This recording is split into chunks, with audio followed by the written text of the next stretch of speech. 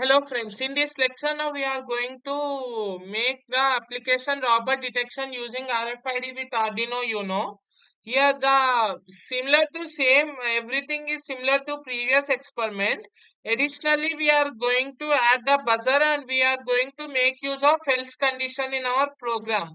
Actually, we can make use of PIR sensors and all, but I don't want to use that much because the reason is we are just making it as a normal Arduino application. But it is not a real-time application. Any real-time application, it will be in form of IoT devices. Nothing but those will share or communicate the data over the internet. So I thought of making that while discussing with IoT with Arduino, for that, we will use their Wi-Fi shield or Ethernet shield. But for now, we are simply going to make use of buzzer. Let me jump into our program. Everything is same to previous lecture program, guys.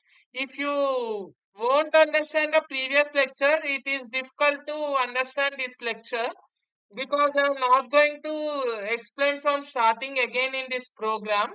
Simply from GitHub, I have downloaded this file. In this description of video, it is present.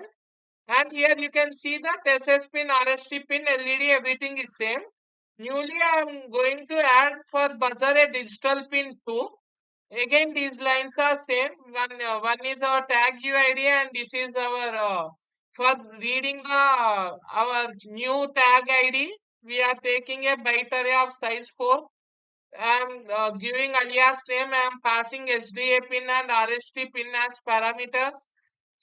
Similarly, as LED output, here I am setting my buzzer also to be output, and I am setting my LED to be low by default. You can also set buzzer to low, but actually it is not needed. Uh, Beginning of serial monitor, SPI dot begin, and here dot PCD is for RFID reader, and here dot PICC is for tag. PICC is for tag and PCD is for reader. This thing you need to never forget while working with RFID, guys. And one more thing is that, yes, coming to loop, we are making the function call. If IDs are matching, no need to make the buzzer sound. And one more thing is that we are altering the LED as previous video lecture. It means that he is the authorized user. I am going to print it on serial monitor. Otherwise, what does it mean? He is unauthorized user. I am printing on serial monitor. Yeah, if some thief is going to enter, how do you stop him? By making some sound or some rings or some police alarms, right? So that sound we are going to make by giving a high sound to buzzer. You can see while execution and coming to read ID function. If new card is not present, we are returning false. If unable to read the card serial, we are returning false. Otherwise, always since we are multiple times we are running, make the string empty string, and in a for loop of nothing but 0 to 3 indexes, we are going to run and concatenate in the tag UID with UID byte, and we are converting the UID to single string in that is present in tag ID. Convert it to uppercase and then stop reading, because since we are performing still operation, right? Here it is not over. Again in while loop we are performing all these operations. So that's the reason you need to halt there, nothing but you need to stop, and these conditions will run now. So let us see the execution with hardware components now. Hope you are clear with the code. Now I am going to show it hardware components.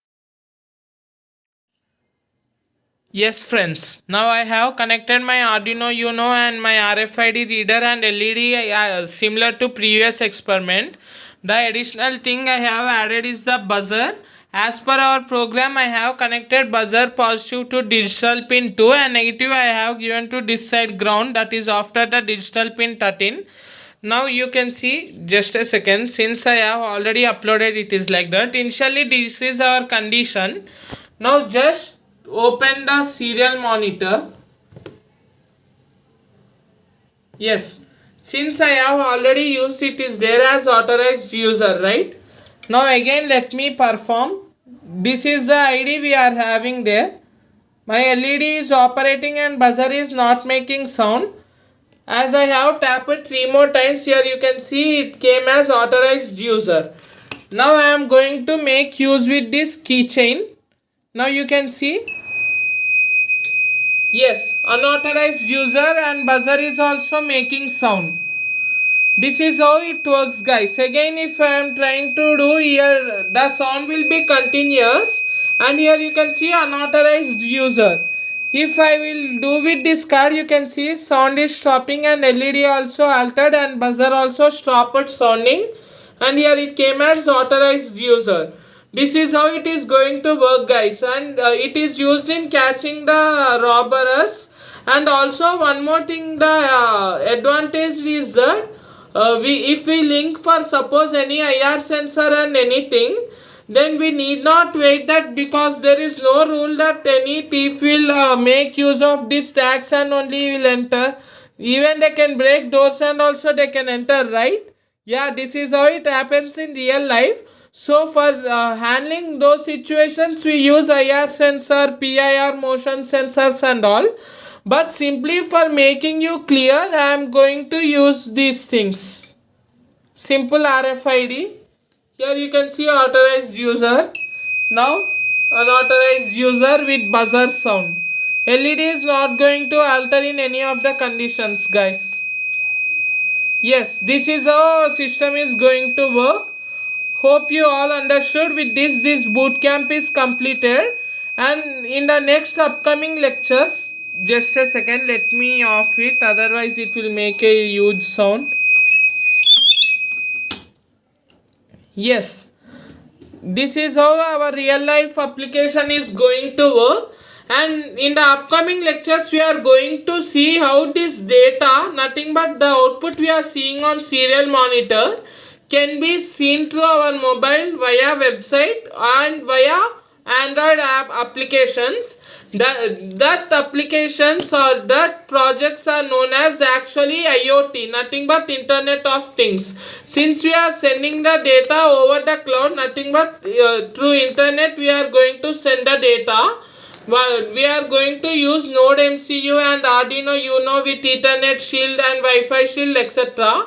And for online purpose, we are going to use three popular platforms. One is nothing but most of you aware of Amazon Web Services, nothing but AWS, and the second thing is nothing but